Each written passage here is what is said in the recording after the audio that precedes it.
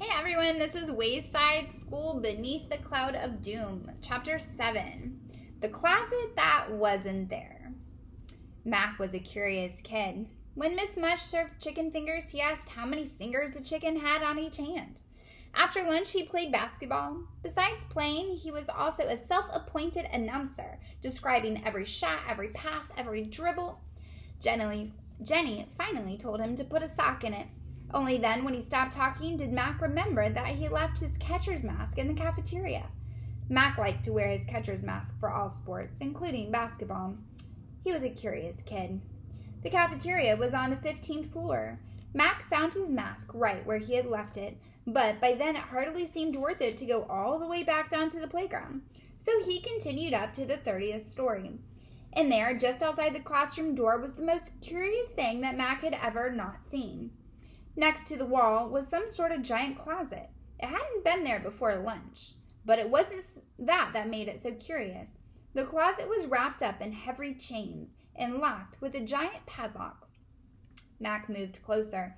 Behind the chains, he could see the double doors with a steel bar clamped around them. Several signs were taped to it. Keep back. Do not open doors. Danger. Call the fire department if you smell something unusual. Mac sniffed, but all he could smell were the chicken fingers. Besides the chains and the steel bar, each door had its own lock. He could see two keyholes, one red and the other green. He put on his catcher's mask just to be safe and tried to open one of the doors, then the other. They wouldn't budge. He tried to peer through the keyholes, but they were too tiny. He knocked on one of the doors. It seemed to be made of thick wood. "Anyone in there?" he called. There was no answer. He knocked again and then pressed his ear against one side of the closet. Still nothing. "What's that?" asked Dee Dee, coming up the stairs. Mac shrugged. Dee Dee read the signs out loud. "Keep back. Do not open doors. Danger." She tried to open one of the doors. "I think it's locked," said Mac. More kids made it up the stairs, and each one stopped at the closet, reading the signs and then trying to open the doors. Terrence tried to kick the doors. Jason rattled the chains. "Look, it's a long chain," he demanded, "wrapped around 4 times. "What do you think is inside?" asked Leslie. "Snakes," said Paul. He was afraid of snakes. "Spiders," said Rodney. She was afraid of spiders. "Monsters," said Allison. She loved monsters. "What if it's Mrs. Gorf?" guessed Calvin, and everyone shuddered. Mrs. Gorf was the worst teacher they'd ever had. "Give me a boost," said Mac. Jenny cupped her hands, and Mac stepped onto Jenny's hands and then onto the steel bar. He gripped the top edge of the closet and tried to shimmy up. "Get away from there!" shouted Mrs. Jules, "all of you!" She had returned from the teacher's lounge only to see the children hanging all over the closet like monkeys. "Mac, get down now!" Mac tried to hop down, but his foot was tangled in the chains, and he fell on his back. "Oh, I think I broke my tailbone," he complained. "You're lucky that's all you broke," said Mrs. Jules. "What's inside?" said Terrence. "Never you mind," said Mrs. Jules. "Don't you children know the meaning of danger? You are not to go anywhere near my closet. Don't look at it. Don't even think about it. It is not there."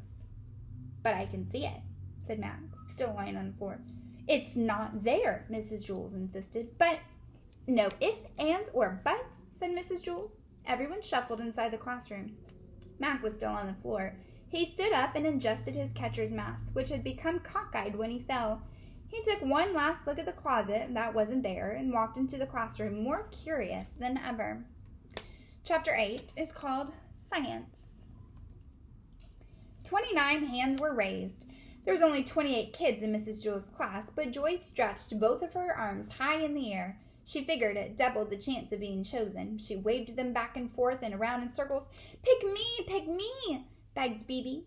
"Pick me, Mrs. Jules," urged Calvin, sitting next to Bebe. "Sorry, Calvin, you're too heavy," said Mrs. Jules, she told him, "and your toes are too tiny, Bebe." Todd sat behind Joy, but Mrs. Jules couldn't see him behind Joy's helicopter arms.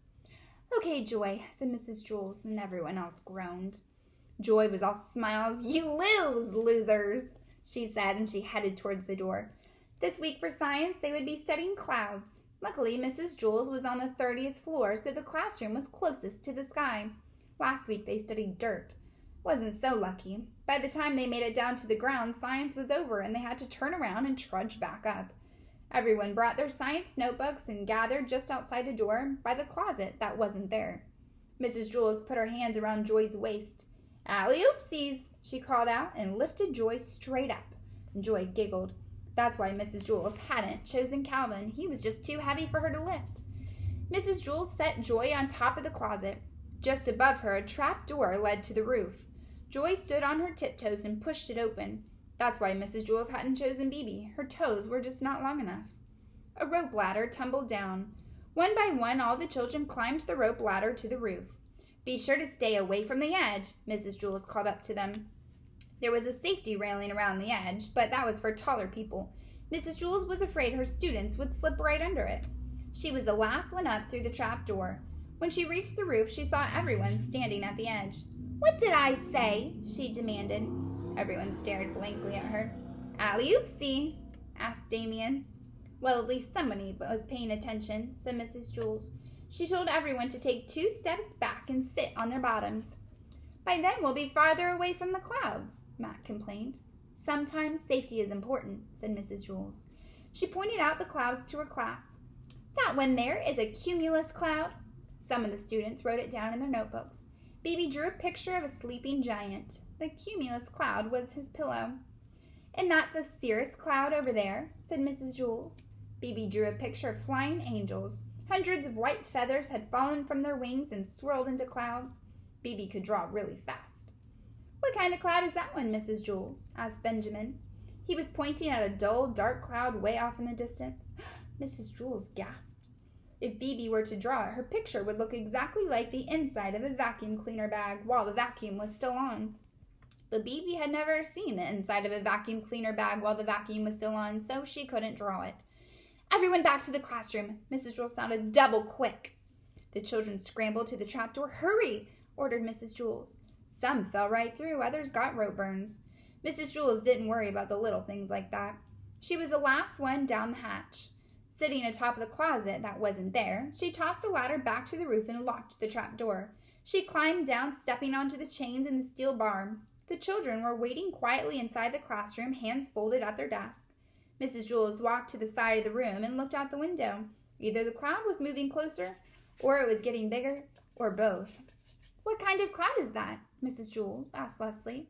There are times when adults hide the truth from children, but as to not worry them. Mrs. Jules was a teacher, and this was science. "Take a good look, boys and girls," she said, pointing out the window. Then, with a slight tremble in her voice, she said, "That is a cloud of doom." And the room darkened. Chapter 9. The Gong. Louis, the art teacher, was filling his green ball with air when the cloud of doom cast its gloomy shadow over the schoolyard. He felt an eerie chill as he pushed down on the air pump. Suddenly, there was a loud bang, and the next thing Louis knew, he was lying on the blacktop. He slowly sat up, wiggled his fingers. He stuck out his tongue and moved it from side to side. He seemed to be okay. He stood up, still a little wobbly. Bits of green rubber were scattered across the playground. His air pump was on the other side of the dodgeball circle. The ball must have exploded from too much air, he realized. He tried to put the maximum amount of air into each ball. He liked them really bouncy. The bouncier, the better. He picked up a piece of green rubber and then another and another. There was already not enough balls to go around. The school couldn't afford to lose another one. He'd just have to sew it back together.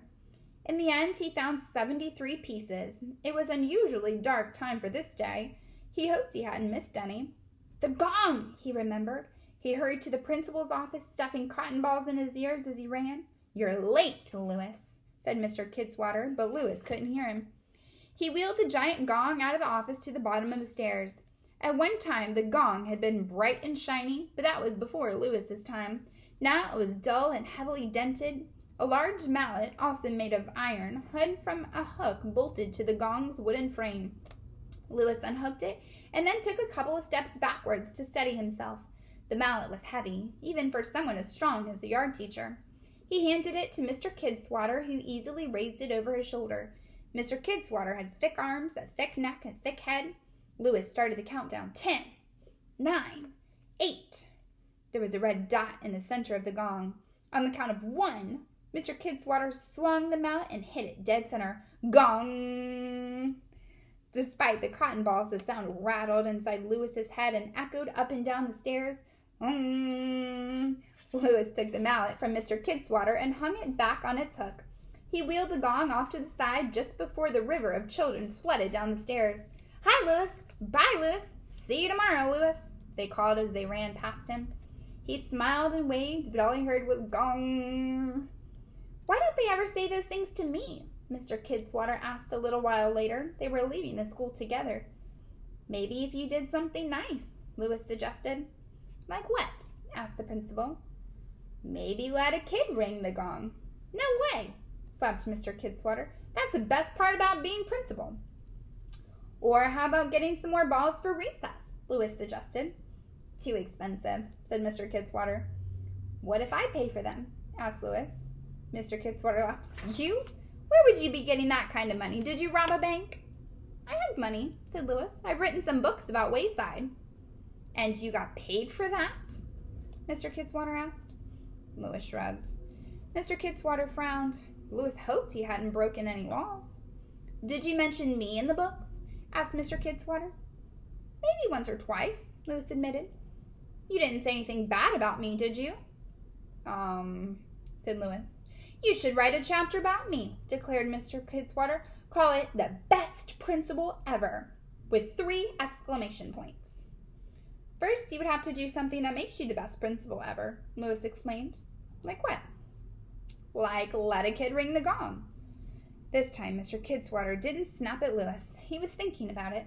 Louis looked up at the gloomy cloud. He hadn't paid much attention to science back when he was going to school. He didn't know it was a cloud of doom. He had known, he would have never made such a dangerous suggestion to Mr. Kidswatter. Chapter 10. Stuck. Everybody had a special talent. BB can draw, Joe can stand on his head and sing Jingle Bells. But this story isn't about BB or Joe, it's about Dana. Dana can make funny faces. Just by puffing out one cheek and raising the opposite eyebrow, she can make Jenny and Leslie crack up every time. Or there's one she calls the goofball face. She puts her glasses on upside down, she pulls down one corner of her mouth with her pinky finger, and then with the other hand, she tugs an earlobe. When Damien and Myron saw that one, they laughed so hard they bumped heads. Even Mrs. Jules laughs at Dana's funny faces.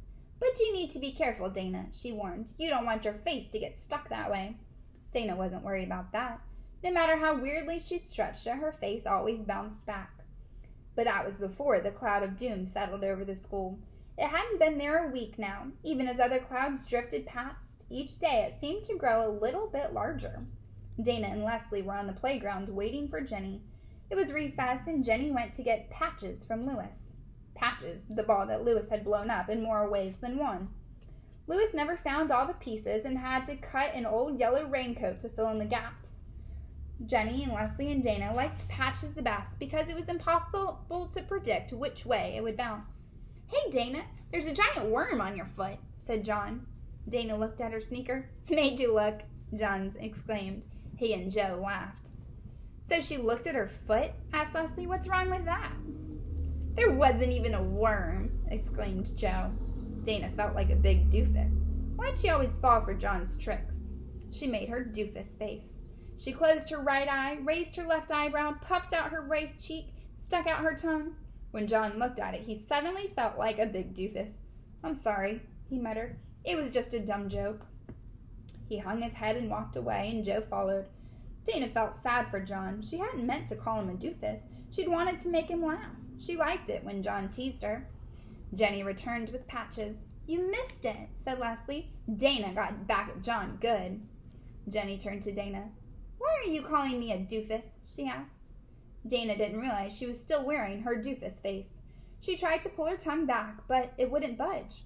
Her cheek wouldn't unpuff, her right eye remained shut, and she left her eyebrows stayed up. "That's not nice," said Jenny. Said Dana. "Oh my gosh," exclaimed Leslie. "Is your face stuck?" Dana nodded. Her doofus face moved up and down. "So you're not doing it on purpose?" asked Jenny. Her doofus face turned right and then left.